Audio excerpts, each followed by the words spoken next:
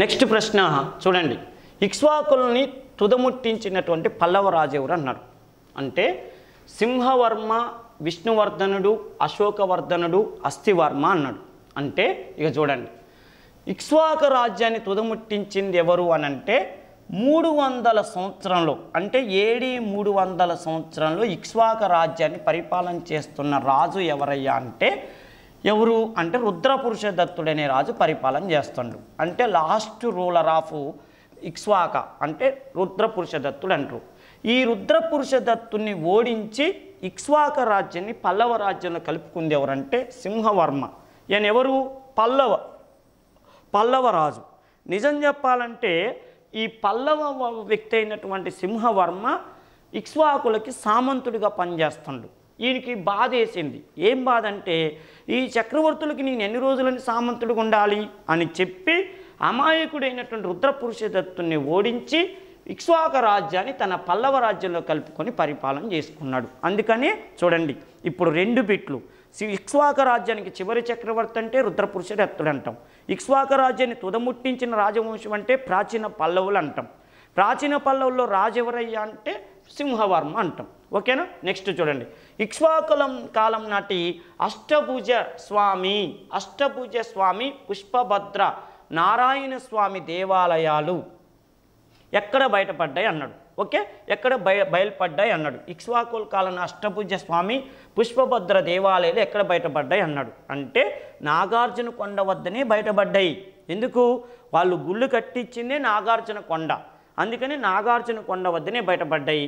ఈ ఆలయాలు చూడండి, అష్టభుజ స్వామి ఆలయం ఉన్న ప్రత్యేకత ఏంటంటే మన ఆంధ్ర ప్రాంతంలో, ఆంధ్రాలో ఉన్న ఏకైక నెంబర్ 1 నెంబర్ లాస్ట్ ఏకైక ఆలయం అష్టభుజ నారాయణ స్వామి. దీని పూర్తి పేరు అష్టభుజ నారాయణ స్వామి ఆలయం అంటారు. ఈ ఆలయాన్ని ఎవరు కట్టించారు? ఇక్ష్వాకు రాజులు కట్టేలే. ఇక్ష్వాకు రాజ్యం వాళ్ళు కట్టేయలేదు. ఇక్ష్వాకు రాజు అయినటువంటి యహుబల శాంతమూలుడు మీదికి శక చక్రవర్తి శకసేనుడు అని చెప్పి ఒకడు వచ్చిండు. ఈ శకసేనుడు ఎవరు అని అంటే అబీరులు అనేటటువంటి రాజులు. అబీరుల రాజులు పంపించిన శకసేనుడు అనే సేనా నాయకుడు వచ్చి ఈయన్ని ఓడించడానికి వచ్చిండు ఫస్ట్. కానీ పాపం వీడికి యుద్ధాలు చేయటం రాదు, భయపడుతున్నాడు. ఈ సమయంలో ఈ శకసేనుడు అనేవాడు వచ్చి నిన్ను ఓడించడానికి వచ్చాము, యుద్ధానికి సిద్ధంగా ఉండంటే పాపం వీడు బాధపడుతుంటే అప్పుడు శకసేనుడు ఏం చేసిందంటే వీడు యుద్ధానికి రావట్లేదు, అసలు వీడి వ్యక్తిత్వం ఏందా అని చెప్పి ఆ ఇక్ష్వాకు రాజ్యంలోనే ప్రత్యేకంగా పరిశోధన చేయించింది ఎలాంటోడని. అప్పుడు తెలిసింది ఏంటంటే వీడు ఎవ్వరి జోలికి యుద్ధాలకు వెళ్ళాడు, వీడికి భక్తి దేవుడి పూజా కార్యక్రమాలంటే చాలా ఇష్టము, అనేక దేవాలయాలు కట్టించాడు నాగార్జున కొండలో అని తెలిసి అప్పుడు యుద్ధం చేయటానికి వచ్చినటువంటి అబీరులు అనేటటువంటి రాజులు ఏం చేశారంటే అరే నీ జోలికి మేము రాం, నీతో యుద్ధం చేయం, నువ్వు చాలా మంచివాడు అని తెలిసింది, ఒక మంచి భక్తుడు అని తెలిసింది, అందుకని నువ్వు ఎట్లాగూ గుళ్ళు కట్టించావు కాబట్టి ఈ యుద్ధానికి మేము వచ్చి మనసు మార్చుకొని నీ ఏరియాలోనే ఒక గుడి కట్టి వెళ్తామని చెప్పి చూడండి అష్టభుజ నారాయణ స్వామి ఆలయాన్ని అబీరులు అనేటటువంటి రాజులు ఈ ఏరియాలో కట్టించారు. ఓకేనా? ఇది చాలా ఇంపార్టెంట్. అన్ని దేవాలయాలేమో యహుబల శాంతమూలుడు కట్టిస్తే అష్టభుజ నారాయణ స్వామి దేవాలయము అబీరులు అనేటటువంటి రాజులు కట్టించారు.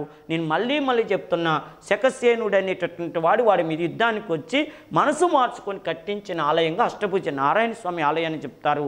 మన ఆంధ్రదేశ చరిత్రలో ఒకే ఒక్క అష్టభుజ నారాయణ స్వామి ఆలయం ఇక్కడున్నది. అదేవిధంగా వేద నారాయణ స్వామి దేవాలయం, ఇది అష్టభుజ నారాయణ స్వామి దేవాలయం నాగార్జున కొండ.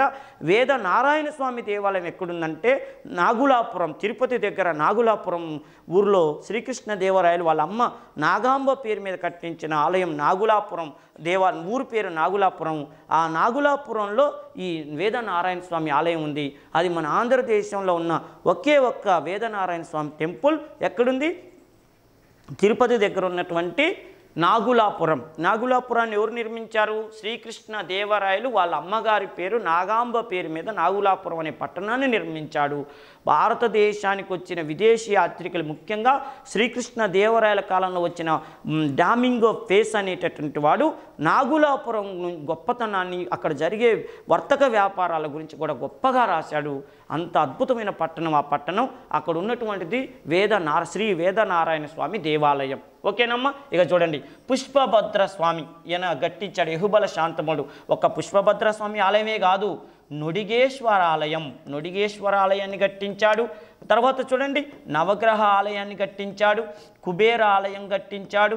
ఓకేనా. హారతీ దేవాలయం కట్టించాడు. ఇందాక ఒకసారి చెప్పుకున్నాం మనం, హారతీ దేవాలయం పసిపిల్లగాల్ని కాపాడే దైవం అని చెప్పి హారతీ దేవాలయం అంటారు. ఇవన్నీ కేర్ ఆఫ్ అడ్రస్ నాగార్జున కొండ. నెక్స్ట్ చూడండి, ఇక్ష్వాకులు మలి శాసనాలు ఏ భాషలో ఉండే అన్నాడు. మలి శాసనాలు అంటే సంస్కృత భాషలో ఉన్నాయి. ఎందుకు సంస్కృతం అంటే, యహుబల శాంతమూలుడు ఏం చేసిందంటే ప్రాకృత భాషని పక్కన పెట్టి సంస్కృతంలో శాసనం వేయించాడు. ఈ శాసనానికి ఉన్న యహుబల శాంతమూలుడికి ఉన్న ప్రత్యేకత ఏంటంటే, సౌత్ ఇండియాలో సంస్కృతంలో శాసనం వేయించిన మొట్టమొదటి చక్రవర్తి ఎవరంటే యహుబల శాంతమూలుడు. వాడిని రెండో శాంతమూలుడు అంటారు. వాడు సంస్కృతంలో శాసనం వేయించాడు. మన ఆంధ్రదేశంలో మొట్టమొదటి సంస్కృత శాసనం అంటే నాగార్జున కొండలో ఉంది. అందుకని ఆయన కాలం నుంచి వచ్చిన శాసనాలు దాదాపు కూడా సంస్కృత భాషలోనే వేయటం జరిగింది. నెక్స్ట్ చూడండి, తొలిసారిగా హిందూ దేవాలయాల నిర్మాణం ప్రారంభించింది. మళ్ళీ వచ్చిన బిట్టే వస్తుంది చూడండి, ఇక్ష్వాకులు. హిందూ దేవాలయాలు అంటే చాలు నిద్రపోతున్నా కూడా ఇక్ష్వాకులు అనేటువంటి రాజవంశం తెలియాలి. ఓకేనా. నెక్స్ట్ విషయం ఏంటంటే, ఎవరి కాలంలో ఆంధ్ర ప్రాంతంలో మహాయాన బౌద్ధ మతం వ్యాప్తి చెందింది అన్నాడు. అంటే ఇక్ష్వాకుల కాలంలో మహాయాన బౌద్ధ మతం. మళ్ళీ చెప్తున్నా, రేపు ఒకవేళ ఇట్లా కూడా అడుగుతాడు, మీరు ఊకే ఆంధ్రదేశం బౌద్ధ మతానికి స్వర్ణయుగం అని, వీరపురుషదత్తుడు బౌద్ధ మతానికి విపరీతమైన సేవ చేసిందని, ఆయన దక్షిణ భారతదేశ అశోకుడు అంటారని ఎన్నిసార్లు చదివితే, రేపు తీరా ఎగ్జామ్కి పోగానే ఆయన బౌద్ధ మతం అనకుండా ఏ బౌద్ధ మతం అంటాడు. వజ్రయాన బౌద్ధ మతమా, భద్రనీయ బౌద్ధ మతమా, మహాయాన బౌద్ధ మతమా, హీనయానమా అంటాడు. అంటే చూడండి, మహాయాన బౌద్ధ మతం. మహాయాన బౌద్ధ మతం ఎందుకు ప్రచారం జరిగి ఉంటుందంటే, యజ్ఞశ్రీ శాతకర్ణి కాలంలో ఆచార్య నాగార్జున కొండ వద్ద మహాయాన బౌద్ధ మతాన్ని ప్రచారం చేశాడు కాబట్టి అప్పటి నుంచి మహాయాన బౌద్ధ మతం ఇక్ష్వాకుల కాలంలో కూడా డెవలప్ అయింది. నెక్స్ట్ చూడండి, ఇక్ష్వాకుల పరిపాలనా సౌలభ్యం కోసం రాజ్యాన్ని ఏ విధంగా విభజించారన్నాడు. అంటే ఇక్ష్వాకుల పరిపాలనా సౌలభ్యం కోసం గ్రామాలని గ్రామ పంచక అనే పేరుతో విభజించారు. గ్రామ పంచక అంటే 5 గ్రామాలని కలిపి గ్రామ పంచక అనే పేరుతో పిలిచేవాళ్ళు. గ్రామ పంచిక. ఓకేనా. గ్రామ పంచిక అని పిలిచేవాళ్ళు. శాతవాహన పరిపాలన కాలంలో 5 గ్రామాలను కలిపి గుల్మి అని పిలిచారు. గుల్మి పరిపాలకుని గుల్మికుడు అంటారు. అది ఎలా అయితే అన్నారో వీళ్ళు గ్రామ పంచక అనే పేరుతో కొద్ది చిన్న మార్పులు చేశారు.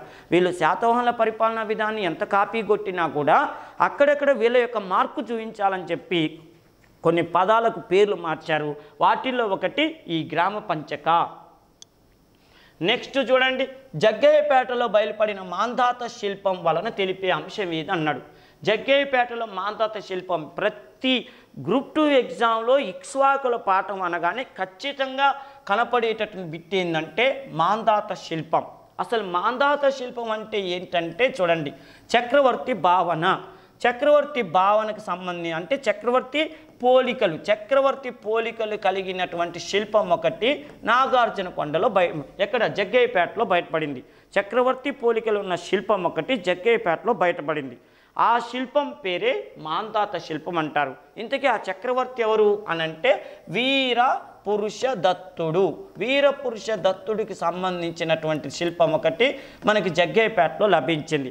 ఒక ముఖ్యమైన విషయం ఏంటంటే, వీరపురుష దత్తుడు బౌద్ధ మతానికి ఎంత సేవ చేయాలో అంత సేవ చేస్తున్నాడు.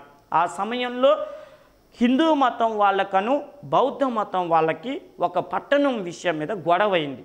ఏంటి ఆ గొడవ అంటే, అమరావతి పట్టణం మాదంటారు హిందువులు, కాదు అది మాదంటారు బౌద్ధ మతస్థులు. ఈ విషయంలో వీళ్ళు తిట్టుకున్నాక ఇది మనమిద్దరం తెలుసుకునేది కాదు, మనం చక్రవర్తి దగ్గరికి పోదామని చెప్పి వీరపురుష దత్తుడు ఎక్కడుండో కనుక్కొని అంటారు. అప్పుడు వీరపురుష దత్తుడికి ఇన్ఫర్మేషన్ పంపిస్తారు, అయ్యా అమరావతి పట్టణం మాదంటున్నారు హిందువులు, కాదు మాదంటున్నారు బౌద్ధ మతస్థులు, దీని మీద మీ దగ్గరికి వద్దాం అనుకుంటున్నారు తీర్పు కోసం. అంటే నేను జగ్గయ్యపేటలో ఉన్న రండి స్వామి అన్నాడు.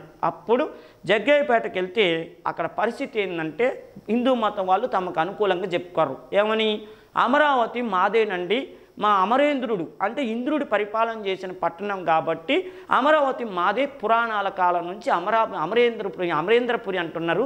అందుకని దేవతలను పరిపాలన చేసిన ఇంద్రుడు ఈ పట్టణాన్ని పరిపాలన చేశాడు కాబట్టి అది మాదంటారు. బౌద్ధ మతం వాళ్ళు ఏమంటారు, అట్టగా స్వామి అమరావతి మాదయ్య, ఎందుకంటే గౌతమ బుద్ధుడు అమరావతికి వచ్చి చాలా రోజులు ఉన్నాడు, దక్షిణ భారతదేశంలో అమరావతిలోనే ఉన్నాడు. రెండోది చూడండి, పెద్ద స్తూపం అమరావతిలోనే నిర్మించబడింది, అందుకని అది మాదంటారు వీళ్ళు. ఈ సమయంలో చక్రవర్తి ఎవరికి అనుకూలంగా తీర్పిస్తాడు మీరే చెప్పండి అంటే, చక్రవర్తి కూడా బౌద్ధ మతస్థుడే కాబట్టి ఆయన ఏమని చెప్పిందంటే ఇది ఖచ్చితంగా బౌద్ధ మతం వాళ్ళదే, ఇందులో ఎలాంటి అనుమానం లేదని చెప్పి బౌద్ధం మొత్తం వాళ్ళకు అనుకూలంగా తీర్పిచ్చిండు. ఈ తీర్పు మొత్తం ఉన్న స్టోరీ మాంధాత శిల్పం సంబంధించిందని చెప్తారు. ఆయన అక్కడుండే తీర్పునిచ్చాడు, అందుకని దాన్ని మాంధాత చక్రవర్తి పోలికలతో అక్కడ ఒక విగ్రహాన్ని ప్రతిష్ఠించారని చెప్తారు. అంత స్టోరీ ఉంది దాంట్లో. ఓకేనా. నెక్స్ట్ చూడండి, ఇక్ష్వాకుల కాలంలో చివరి రాజు ఎవరు అన్నారు. ఎవరు ఉన్నదే నలుగురు, దాంట్లో రుద్రపురుషదత్తుడు చివరి చక్రవర్తి. మొదటివాడు శ్రీశాంతముడు, రెండోవాడు వీరపురుషదత్తుడు, మూడోవాడు యహుబల శాంతముడు, నాలుగోవాడు రుద్రపురుషదత్తుడు. ఓకేనా. నెక్స్ట్, నాగార్జున కొండలో పుష్పభద్ర నారాయణ స్వామి ఆలయాన్ని నిర్మించింది ఎవరు అన్నారు. పుష్పభద్ర నారాయణ స్వామి ఆలయాన్ని ఎవరు నిర్మించారు? ఓకే, శాంతముడు. రెండు విడివిడిగా అడిగితే ఏ దేవాలయాన్ని ఎవరు నిర్మించారంటే శాంతముడు. అసలు బండ గుర్తు పెట్టుకోండి, దేవాలయాలంటేనే శ్రీశాంతముడు లేదా ఈయన్నే యహుబల శాంతముడు అంటారు. ఇక్ష్వాకుల శిల్పాలను పరిశీలించటం వలన తెలుస్తున్న ఆనాటి సాంఘిక దురాచారం ఇది అన్నాడు. ఇక్ష్వాకుల కాలంలో నాగార్జున కొండలో బయటపడినటువంటి శిల్పాలను పరిశీలిస్తే మీకేం తెలుస్తున్నాయి అంటాడు. అంటే వరకట్నాలు ఉన్నాయా, బాల్య వివాహాలు ఉన్నాయా, వెట్టి చాకిరి ఉందా, సతీ సహగమనం ఉందా అంటే మంచి బిట్టండి ఇది. ఓకేనా. ఆనాడు సమాజంలో ఏమున్నాయని తెలుస్తుందంటే సతీ సహగమనం. నాగార్జున కొండలో ఒక మగ అస్థిపంజరం పైన ఆడ అస్థిపంజరం ఉండటాన్ని మన రాబర్ట్ బ్రూస్ఫూట్ అనేటటువంటి ఒక పరిశోధకుడు కనుగొన్నాడు. మద్రాసుకు వచ్చినటువంటి ఈ భూగర్భ శాస్త్రవేత్త మన ఆంధ్రదేశానికి కూడా వచ్చిండు. బ్రిటిష్ వాళ్ళ దగ్గర ఉద్యోగం పొంది మద్రాసుకు వచ్చి మద్రాసులో ఉద్యోగం చేసిన రాబర్ట్ బ్రూస్ఫూట్ భూగర్భ శాస్త్రం మీద పరిశోధన చేయటం కోసం మన నాగార్జున కొండ, మన కృష్ణా జిల్లా ఎన్నో ప్రాంతాలు తిరిగి ఈయన నాగార్జున కొండలో కనుగొన్నది ఏంటంటే ఒక రాక్షస గుళ్ళు. ఆ రోజుల్లో కట్టించిన సమాధుల్ని రాక్షస గుళ్ళు అంటారు కదా, ప్రాచీన మానవుల కోసం కట్టించిన వాళ్ళ అస్థిపంజరాలను ఉంచడానికి కట్టిన దాన్ని రాక్షస గుళ్ళు అంటారు. కాబట్టి ఆ రాక్షస గుళ్ళని ఈయన కదిలిస్తే ఒక మగ అస్థిపంజరం పైన ఒక ఆడ అస్థిపంజరం ఉన్నట్టుగా తెలిసింది. దీన్ని బట్టి రాబర్ట్ బ్రూస్ఫూట్ ఏమని చెప్పిందంటే ఆనాడు సతీ సహగమనం ఉందని తెలియజేశాడు రాబర్ట్ బ్రూస్ఫూట్. అందుకని చూడండి, ఈయన్ని మన ఆంధ్రదేశంలో ఆర్కియాలజీ పితామహుడు అంటారు. ఆంధ్రదేశంలోనే కాదు, సౌత్ ఇండియాలోనే ఆర్కియాలజీ పితామహుడుగా పిలుస్తారు రాబర్ట్ బ్రూస్ఫూట్ని.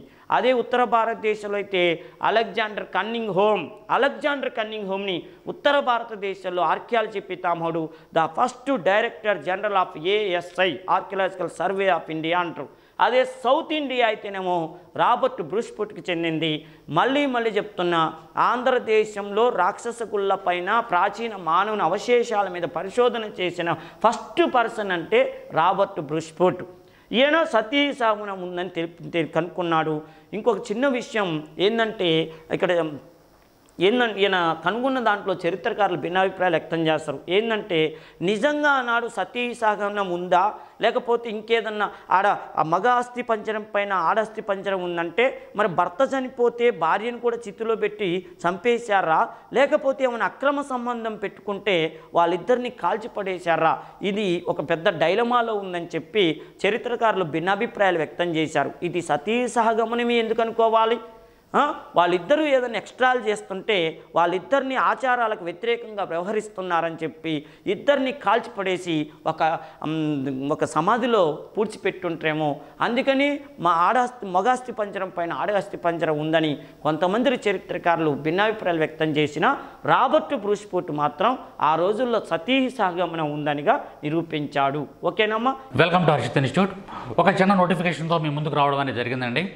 ఎవరైతే గ్రూప్ 2 ప్రిలిమ్స్ పాస్ అయ్యి మెయిన్స్కి సిద్ధపడుతున్నారో మెయిన్స్ ప్రిపేర్ అవుతున్నారో వాళ్ళందరికీ కూడా ఒక గుడ్ న్యూస్ ఏంటంటే మన హర్షిత్ ఇన్స్టిట్యూట్లో ఆల్రెడీ 3rd బ్యాచ్ 3 బ్యాచెస్ దిగ్విజయంగా రన్ అవుతున్నాయి. 4th బ్యాచ్ అనేది స్టార్ట్ అయింది. ఈరోజే 4th బ్యాచ్ అనేది స్టార్ట్ అయింది. తప్పనిసరిగా మీలో ఎవరైనా సరే ప్రిలిమ్స్ క్రాక్ చేసి మెయిన్స్ కనుక్కున్నట్లయితే ప్రిపేర్ అవుతున్నట్లయితే మన హర్షిత్ ఇన్స్టిట్యూట్ని చూస్ చేసుకోండి. తద్వారా మీరు తప్పనిసరిగా జాబ్ కూడా సంపాదించడానికి అవకాశం అనేది ఉంటుంది. ఫస్ట్ పాయింట్, మనం ఏ విధమైన టైం టేబుల్ ఫాలో అవుతున్నామో మీకు ఎక్స్ప్లెయిన్ చేస్తాను. మార్నింగ్ 7 to 2 వరకు కూడా క్లాసెస్ ఉంటాయండి, రెగ్యులర్ క్లాసెస్ ఉంటాయి. 2 తర్వాత 2 to 3 1 అవర్ బ్రేక్ ఉంటుంది. 3 నుంచి స్టడీ అవర్స్ ఉంటాయి. మరలా 5 to 6 ఎగ్జామ్ ఉంటుంది, యూనిట్ వైజ్ ఎగ్జామ్ ఉంటుంది. అలాగే యూనిట్ వైజ్ ఎగ్జామ్ అయిపోయిన తర్వాత పేపర్ ఎక్స్ప్లెనేషన్ ఉంటుంది.